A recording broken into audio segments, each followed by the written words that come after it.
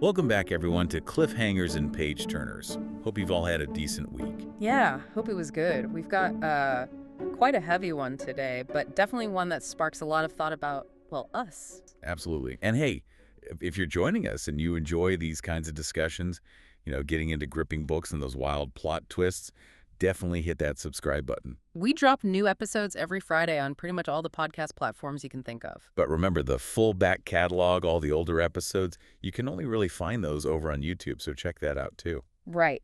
So today we are tackling William Golding's chilling classic, Lord of the Flies. Yeah, and this isn't just, an adventure story about some boy stuck on an island. It's really a terrifying look at how quickly things can fall apart. Civilization, I mean. It really is. So let's get into it. Right from the start, Golding hits you with his contrast, doesn't he? This beautiful tropical island. But it's already wounded. That long scar smashed into the jungle from the plane crash. It's not pristine paradise. It's marked by violence from the very first page. It sets the tone immediately. Destruction first, beauty second. Exactly.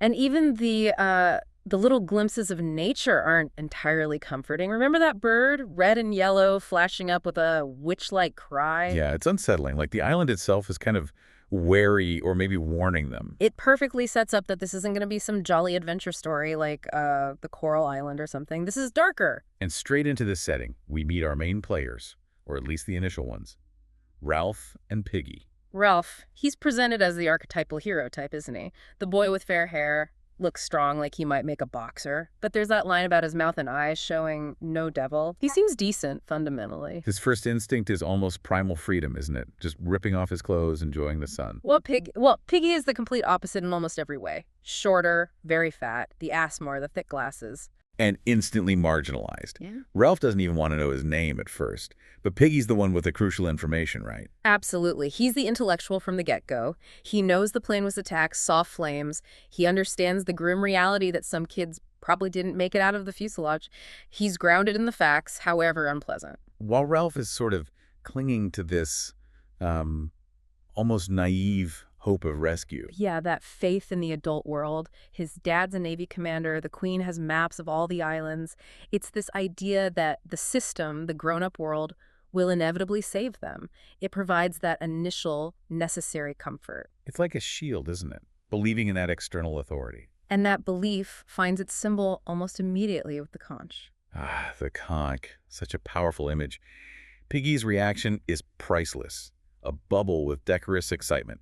He gets its potential straight away. He sees it not just as a pretty shell, but as a tool for order. He has to explain to Ralph how to use it, how to blow it. It's intellect guiding physical ability right there. Precisely. And the rule comes instantly. We can't have everybody talking at once. It establishes a basic democratic principle: hold the conch, you get to speak. It grants legitimacy. And the sound of that conch, it summons everyone, including the opposition. Heck, may or do. And he doesn't arrive alone. He marches in with his choir, all in their black cloaks, square caps, badges. Yeah. Like a little military unit dropped onto the beach. Yeah, it's quite a sight. Discipline, hierarchy, but sort of ominous. Definitely ominous. Golding describes him tall, thin, bony, red hair, that face ugly without silliness, eyes already flashing with anger. His first words are a command. Choir, stand still.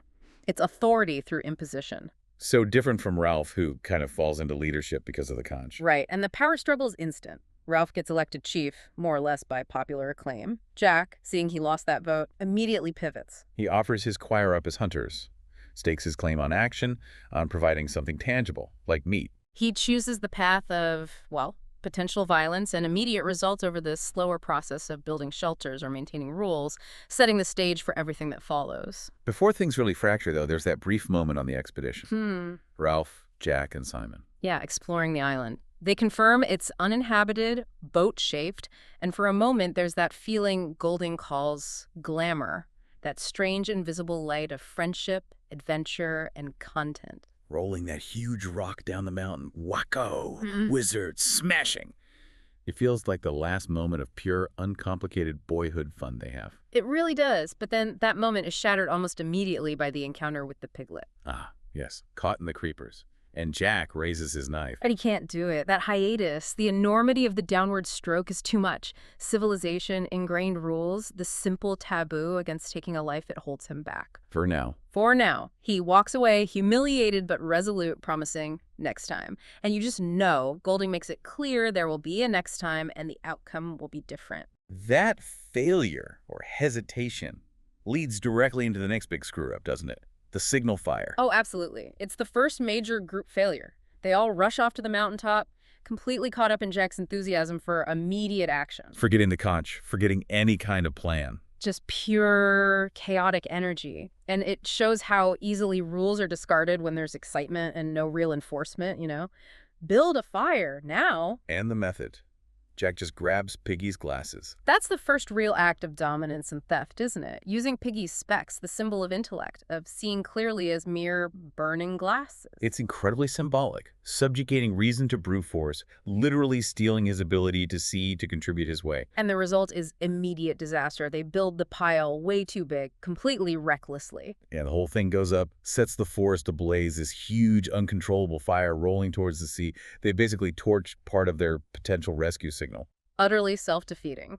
And it's Piggy, again, who brings the grim reality check. Yeah, he lays into them with that bitter realism, saying they're acting like a pack of kids, comparing the fire to a hayrick, something temporary, not thought through. And then he asks that absolutely chilling question. Them kids, the little uns, who took any notice of them? And the awful silence that follows. The realization that the little boy, the one with the mulberry-colored birthmark, is gone, missing. It's the first death, likely caused by their own carelessness. The fire meant for salvation brings destruction and death instead. It hangs over everything from that point on. It really shows the gap between their intentions rescue and their actual behavior, which is just impulsive and destructive. And that leads us perfectly into Chapter 5, where Ralph really starts to feel the weight of it all. The optimism is gone. He's walking the beach, noticing the grime, the dirt and decay, his clothes stiff. The environment is mirroring his own disillusionment. He's realizing this isn't temporary fun anymore. It's a struggle against, well, entropy. So he calls an assembly, and he's determined this one has to be business, not messing around. Because the basic rules they agreed on are just falling apart. Completely. No fresh water in the coconut shells, using the beach near the shelters as a toilet. Ralph's cry of, "That's really dirty," is so. British schoolboy, almost, but it's a desperate plea for basic standards. Standards that are already eroding fast. And then the fear really takes center stage. The beastie. The little uns are terrified. Phil says he saw something moving in the trees, and Simon gets caught out at night just trying to go to his quiet place, but it feeds the paranoia. Jack dismisses it, of course, aggressively denies the beast. But then Piggy. Piggy, holding the conch, drops that bombshell of insight. What I mean is, maybe it's only us. And then clarifies, unless we get frightened of people. It's the turning point, isn't it? The realization, or at least the suggestion, that the monster isn't external, it's internal. It's the darkness within themselves, the capacity for savagery that they're projecting onto the jungle. Profound stuff. But Jack completely rejects that. He uses the fear, twisting it. Bollocks to the rules. We're strong. We hunt. If there's a beast, we'll hunt it down. It's all about power, strength, ignoring the logic Piggy offers. And the assembly just dissolves. Chaos, noise, excitement. The conch is ignored. Civil discussion is dead. Yeah, Ralph's left standing there, realizing that if he blows the conch now and they don't come back, we had it. They'll descend into animals. They'll never be rescued. He sees it coming, but he's powerless. It's a terrifying moment of clarity for him. And it sets up the next stage, the real divergence between the groups. Absolutely. Chapter 3 really shows this split in priorities. Jack is becoming consumed by the hunt. Golding describes him as dog-like, uncomfortably on all fours. His hair is longer, eyes bolting and nearly mad. He's physically changing, becoming more primal. While Ralph is stuck trying to build shelters, mostly just with Simon helping, the clash is inevitable. We want meat versus we need shelters. Survival versus, well, a different kind of survival. Immediate gratification versus long-term safety. And Golding gives us that crucial insight from Jack himself. He admits to Ralph, in the forest, you feel as if you're not hunting, but being hunted. Whoa, so the fear he projects onto the little uns, he feels it too. Exactly, as if something's behind you all the time. The fear isn't just out there, it's becoming part of his own psychology. The hunter feels hunted by the very wildness he's embracing. That's fascinating. And maybe that's partly why the mask becomes so important in Chapter 4. I think so.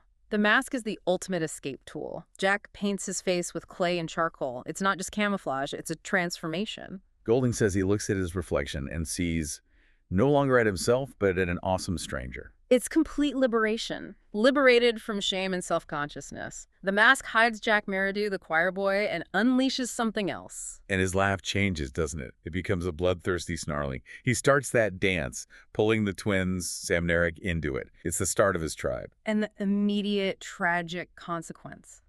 A ship appears on the horizon. Oh, the worst timing. But the signal fire. It's out. Stone cold dead. Because Jack took Sam Narek, the fire watchers, off hunting with him.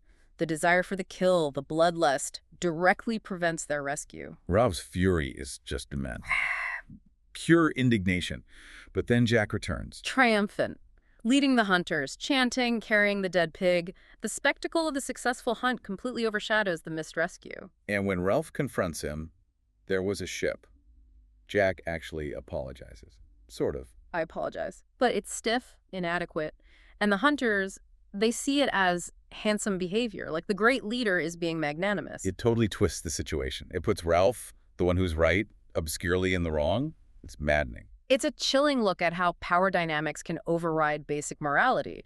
The group values the provider of meat, the strong leader, over the voice of reason and responsibility. And Piggy can't take it. He cries out, "You're Bill, Jack Merridew." And that's the final straw for Jack. He lashes out physically, punches Piggy in the stomach, smacks his head, breaking one of the lenses of his glasses. Yeah. Symbolically blinding foresight and intellect even further. It's brutal. And right after that violence, they launch into that horrifying chant. The mock hunt. Using Robert as the pig. Kill the pig, cut his throat, kill the pig, bash him in. It's turning violence into a ritual, a group bonding activity. But the truly disturbing part is Ralph. Even Ralph gets caught up in it. Yeah, Golding writes he feels a sudden thick excitement, a real desire to squeeze and hurt Robert. It shows that pull towards collective frenzy, towards violence, isn't just in Jack's followers. It's potentially in everyone, even Ralph. That's one of the most unsettling moments, I think. So as things spiral further, the external world kind of reinforces their fears, ironically. You mean the beast from Air, Chapter 6. Yeah, the ultimate irony. A sign finally comes from the world of grown-ups. And it's a dead body, a parachutist, shot down in the war, raging off-island, drifting onto the mountaintop. The only adult presence is this terrifying, decaying corpse tangled in its lines. When the wind blows, the chute inflates, the body seems to bow and lift its head. And Sam Narek, terrified, see it in the dark and think it's the beast. Describing claws that scratch, it confirms their worst fears, but it's just a casualty of the adult war. It perfectly symbolizes the failure of the adult world they were pinning their hopes on. And that confirmation of the beast gives Jack the leverage he needs. He tries to stage a coup, right? Calls Ralph a coward, says he's like Piggy. But he fails to get the votes. The boys aren't quite ready to fully abandon Ralph. Not yet. So Jack storms off, humiliated, weeping. It's still partly childish. But that failure forces him to change tactics. He forms his own tribe. At Castle Rock, yeah, based purely on hunting, feasting, having fun. And crucially, he decides to appease the beast. Right, leaving part of the kill as an offering. This head is for the beast. It's a gift. And that gift, the sow's head, impaled on a stick, covered in flies, becomes the titular Lord of the Flies, the physical manifestation of the island's evil, or rather, their own projected evil. Meanwhile, back with Ralph's group, it's Piggy who has the breakthrough. Yeah, with intellectual daring, Golding says. Move the signal fire down to the beach. If we can't go to the mountain because of the beast, bring the fire to us. It's logical, practical. Showing his mind is still working, despite everything. But then there's Simon. Ah, Simon. The mystic, the quiet observer. He's the only one brave enough, or maybe driven enough, to go find out the truth about the beast. He climbs the mountain, weak as he is, and finds the parachutist. Realizes the beast was harmless and horrible. Just a dead man. He performs this act of, compassion, freeing the lines, snagging the body. He understands the truth. The beast is inside them. But he tries to bring this truth back right at the worst possible moment. Jack's having a feast. Yeah, a big tribal gathering. Ralph and Piggy even go along, partly tempted by the meat, partly hoping to make sure nothing happens. A fatal miscalculation. Jack's there like an idol, painting garlanded. Then the storm breaks. And the dance starts. That frenzied, rhythmic chant. Kill the beast, cut his throat, spill his blood. And everyone gets swept up. Even Ralph and Piggy join the edge of the circle, drawn into the demented but partly secure society of the mob. And just then, Simon stumbles out of the forest trying to tell them about the dead man on the hill. But they don't see Simon. In the dark, the storm, the frenzy, they see the beast. And they fall on him. The sticks fell, and the mouth of the new circle crunched and screamed. They murder him. They kill the truth-teller. His body being washed out to sea, all silvered. It's haunting. It truly is. And the aftermath is just denial. Utter denial. Ralph is horrified, knows what happened, but Piggy immediately starts rationalizing. It was an accident. He hadn't no business crawling like that out of the dirt. We never done nothing. We never seen nothing. I was on the outside. He needs to believe they weren't part of it to survive psychologically. It shows how even the rational mind will twist reality to avoid confronting unbearable truths. But reality comes crashing back in Chapter 11. Jack's tribe raids Ralph's camp. Not for food this time, for fire. Or rather, the means to make it. They attack the shelter in the dark, snarls and crashes and flying limbs, and they steal Piggy's remaining specs. The final act of extinguishing intellect and foresight. They're completely blind now, metaphorically. This forces Ralph's hand. He, Piggy, Samneric, they have to confront Jack. And they make this last poignant gesture of civilization. They try to go looking washed and hairbrushed, holding on to the idea that appearances, that rules, might still matter. Piggy clutches the conch, his last symbol of authority, of reason. And he makes that final desperate plea at Castle Rock, shouting at the painted savages. Which is better to be a pack of painted Indians like you are, or to be sensible like Ralph is. Which is better to have rules and agree, or to hunt and kill. Asking the fundamental questions. Law versus savagery. Rescue versus destruction. But the answer comes not in words, but in action. From Roger. Roger, who's been getting steadily more sadistic throughout the book. He's waiting by the lever for the big rock. And with delirious abandonment, enjoying the power of destruction, he leans on it. And the rock falls, hits Piggy. And the conch exploded into 1,000 white fragments and ceased to exist. The symbol of law, of democracy, is utterly obliterated. Gone. Piggy falls 40 feet onto the rocks below. Golding's description is horrific. His body twitched a bit, like a pig's after it has been killed. Reducing him entirely to meat, the ultimate degradation. Then the sea takes him away. And Jack's reaction. No remorse, just pure triumph and threat. See, that's what you'll get. I meant that. There isn't a tribe for you anymore. He immediately throws his spear at Ralph, claiming total dominance. Samneric is captured, tied up, and Roger advances on them as one wielding a nameless authority. The reign of terror is absolute. It's the complete collapse. Ralph is now totally alone, hunted. He's wounded, hiding. And he has that awful realization that the boys chasing him, they aren't Bill anymore. They're savages whose image refused to blend with that ancient picture of schoolboys. Civilization is not just forgotten, it's actively rejected. He encounters the Lord the Flies again, the sow's skull on the stick. Gleaming as white as ever the conch had done. Evil is now as potent a symbol as order ever was. The skull seems to grin at him, cynically, knowing everything. Ralph, in a final act of defiance against that symbol, smashes it. But destroying the symbol doesn't destroy the threat. He sneaks back near Castle Rock. And hears it from Samneric, who'd been forced into the tribe. The most chilling line in the book, perhaps. Roger sharpened his stick at both ends. Ugh. Yeah.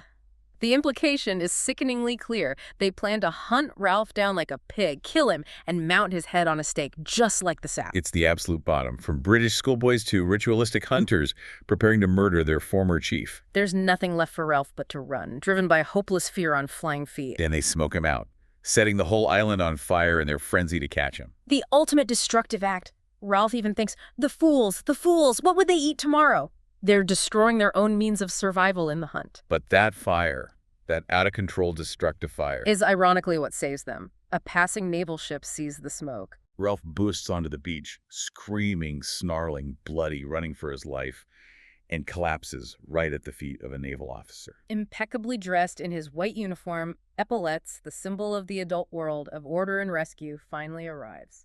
But the officer's reaction is just bafflingly naive, isn't it? Completely. He takes in the scene, the painted savages, the burning island, and says something like, jolly good show, like the Coral Island.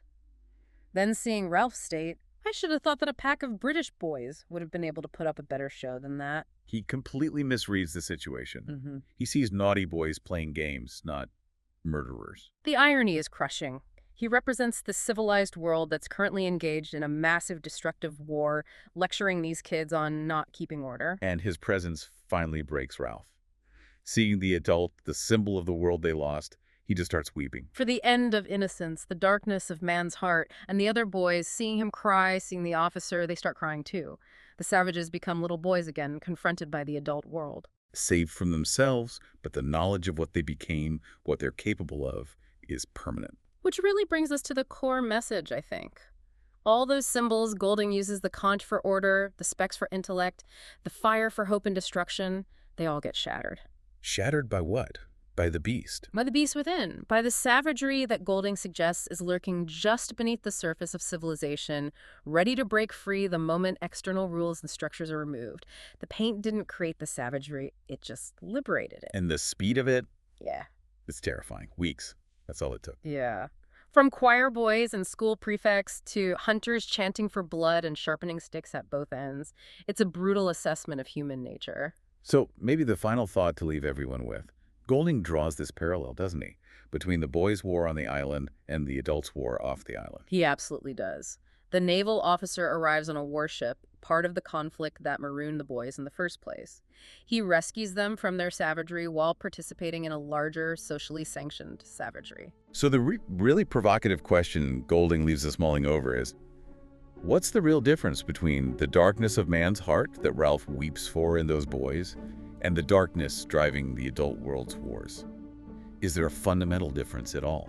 A deeply unsettling question indeed. Makes you think long after you finish the book. It certainly does. Well, thank you all for joining us for this pretty intense discussion on Lord of the Flies. If you found it thought-provoking, please do like, comment, subscribe, share all that good stuff. Helps us out. And definitely join us again next week for episode 38. We'll be shifting gears quite a bit to discuss A Guardian and a Thief by Megha Majumdar. Should be a fascinating contrast. Absolutely. Until then, happy reading, everyone. Happy reading.